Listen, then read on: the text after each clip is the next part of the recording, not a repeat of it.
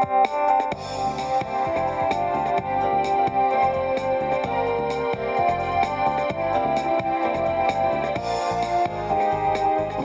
from WCSH-6, this is 207. Good evening, everyone, and welcome to 207. I'm Rob Caldwell. Kathleen is off tonight. Coming up, we're going to introduce you to Scott Black, a native of Portland who grew up in a modest home and went on to make quite the name for himself in the worlds of art and investing.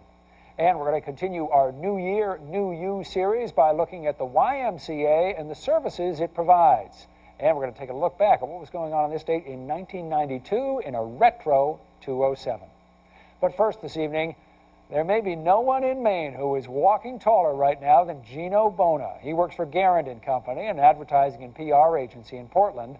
And a while ago, he came up with an idea and entered a nationwide contest. The National Football League sponsored the contest, which was called Pitch Us Your Idea for the Best Super Bowl Commercial Ever. Seriously. Gino did, and guess what? He won. His pitch was the best in the country and will be made into a commercial that will air during the Super Bowl. Gino Bona, the man, the myth, the legend, is with us tonight on 207. Congratulations. Thank you. This is just really cool because, I mean, the Super Bowl is obviously the pinnacle of American sports, but for advertisers, it is without question the pinnacle of what you do, right? Yes, it is. It's undoubtedly the biggest thing you can do in advertising. Now, the way you won this contest was with what's called a pitch, where you're making your presentation and saying, we're going to do this, we're going to do this is why you guys ought to do this. Give me, in effect, what your pitch was for your idea. Start out, you got 5 guys sitting around the television, they're watching the Super Bowl, and you hear the audio come on, and a guy says, and that'll do it for Super Bowl 41. One of the guys takes the remote and sadly clicks the off button. And that's when the music comes in, Boys to Men's It's So Hard to Say Goodbye. Yeah. And you have a slow-mo montage of a bunch of people, of fans, you know, essentially packing it up for the off season.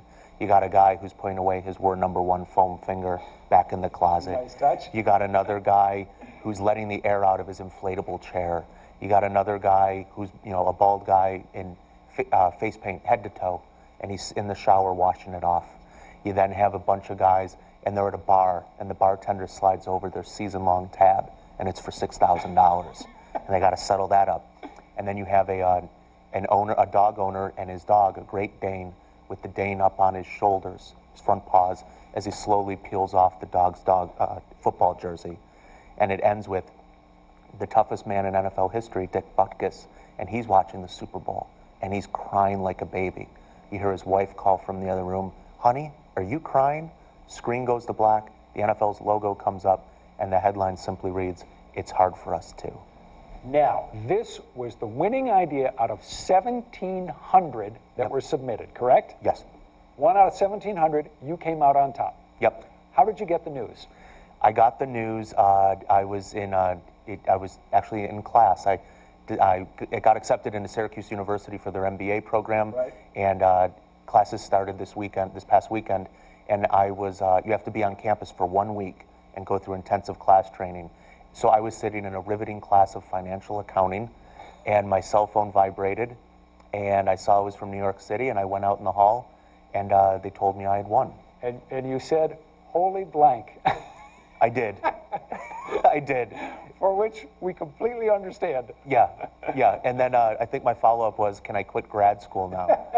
And you didn't quit, but you have postponed your MBA. Yeah, I about an hour after the call, after thinking about, holy cow, how am I going to get all this done, do all of this, I spoke with the dean, and they were very gracious, and they deferred me until May. So you went into work, you went into the office today at Garand & Company, and you actually bumped into your boss, Brenda Garand, just outside the building. What happened then? Yep, I obviously looked so tired, and she was so happy to see me and gave me a hug and a kiss, and she said, how are you holding up? And I said, I'm great, I'm just exhausted. And we're walking towards the office. I just said, to be honest, I know it's only 8:30, but I could really use a drink.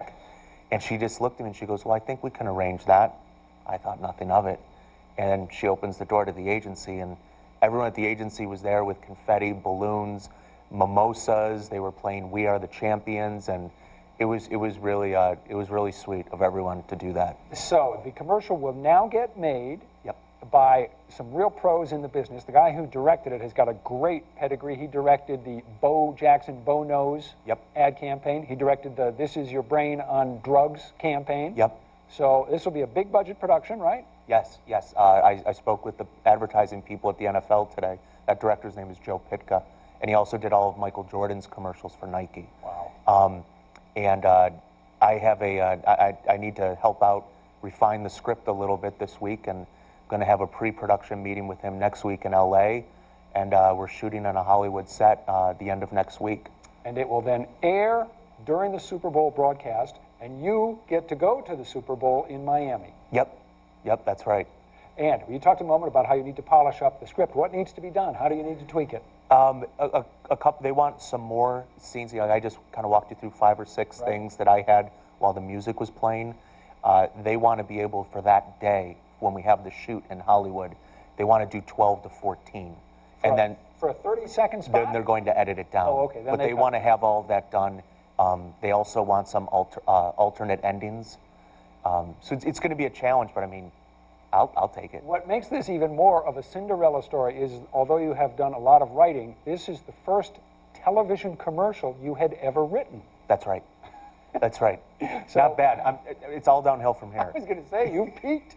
Where do you go from here? I don't know. I'm going to retire, I guess. All right. Well, it's tremendously exciting. People around here are really excited. Congratulations, Gino. Stay in touch with us. We look forward to hearing how this saga unfolds. Certainly. All right. Good luck to you. Have fun.